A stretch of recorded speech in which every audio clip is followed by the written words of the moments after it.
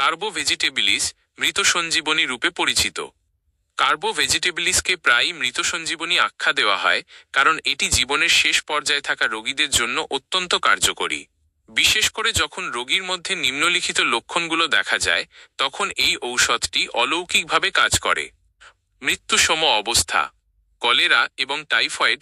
Cholera বা typhoid জ্বরের শেষ দশায়, যখন রোগী মৃত্যুর খুব কাছাকাছি চলে আসে। দুর্বলতা: জীবনী শক্তি প্রায় শেষ, নিঃশ্বাস প্রশ্বাস শীতল এবং নাড়ি সুতোর মতো ক্ষীণ ও থেমে থেমে চলে। রক্ত জমা: শরীরের বিভিন্ন অংশে রক্ত জমে নীল বর্ণ ধারণ করে।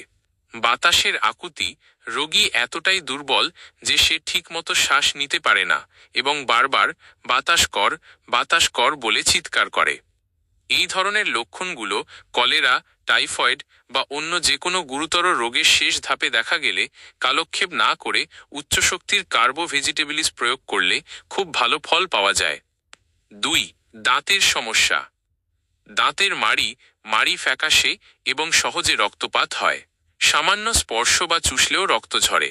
ব্যথা: মাড়িতে ক্ষত এবং ব্যথা অনুভব হয়। কোনো কিছু চিবানোর সময় বা দাঁতে দাঁত চাপলে তীব্র ব্যথা হয়। 3. হজম ও পেট ফোলার সমস্যা। অজীর্ণ, সামান্য চর্বিযুক্ত খাবার খেলেই অম্বল হয়। পালসেটিলা দিয়ে উপকার না হলে এটি ব্যবহার করা যায়। পেট ফাঁপা: উদ্রাম্মান বা পেট ফাঁপা হল এই ঔষধের একটি প্রধান লক্ষণ। 4. গ্যাস ও ক্যান্সার। পেটে গ্যাস, পাকস্থলিতে প্রচুর গ্যাস জমা হয়, রোগী অনুভব করে যে তার পেট বায়ু দ্বারা ঠাসা। ব্যথা: গ্যাসের কারণে পাকস্থলিতে তীব্র ব্যথা হয়, বিশেষ করে শুয়ে থাকলে যন্ত্রণা বাড়ে। ক্যান্সার: সামান্য অজীর্ণ থেকে পাকস্থলীর ক্যান্সার পর্যন্ত এটি নিরাময় করতে পারে যদি এই লক্ষণগুলো বিদ্যমান থাকে। জ্বালা: পাকস্থলীর ক্যান্সারের সাথে আগুনের মতো তীব্র জ্বালা এই ঔষধের একটি বিশেষ চরিত্রগত লক্ষণ। 5. নিউমোনিয়া ও কফ। মারাত্মক নিউমোনিয়া: যখন ফুসফুস তরল শ্লেষ্মায় পূর্ণ হয়ে যায় কিন্তু রোগী দুর্বলতার কারণে কফ বের করতে পারে না। শরীরের পরিবর্তন: শরীরের বিভিন্ন অংশে নীল বর্ণ ধারণ, শরীর থেকে পচা দুর্গন্ধ বের হওয়া এবং রোগীর বারবার বাতাস কর বলে চিৎকার করা।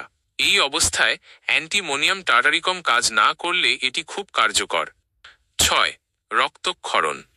অতিরিক্ত দুর্বলতা: জীবনী শক্তি কমে যাওয়ার কারণে শরীর থেকে রক্তক্ষরণ হয়।